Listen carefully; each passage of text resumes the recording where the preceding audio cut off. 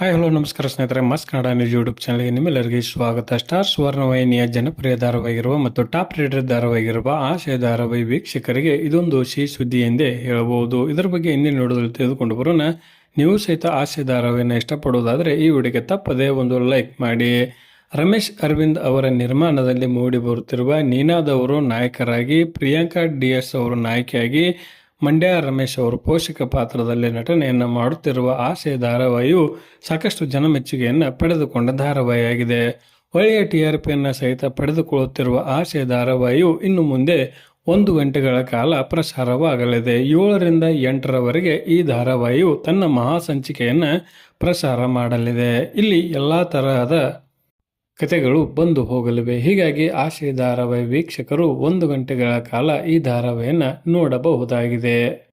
ಆಶೆ ಧಾರಾವಾಹಿಗೆ ವಿಮರ್ಶಕರ ಸಂಖ್ಯೆ ಕಡಿಮೆ ಇದೆ ಎಂದೇ ಹೇಳಬಹುದು. ಆದರೆ ಕೆಲವೊಂದಷ್ಟು ಪ್ರೇಕ್ಷಕರು ಕಥೆಯಲ್ಲಿ ಏನಾದರೂ ಬದಲಾವಣೆ ಆಗಲಿ ಎಂದು ಸ್ವಲ್ಪ ಪ್ರೇಕ್ಷಕರು ಕಾಯುತ್ತಿದ್ದಾರೆಂದೇ ಹೇಳಬಹುದು. ಸಾಕಷ್ಟು ಜನಕ್ಕೆ ಈ ಧಾರಾವಾಹಿಯ ಕತೆ ಇಷ್ಟವಾಗಿದೆ ಎಂದೇ ಹೇಳಬಹುದು.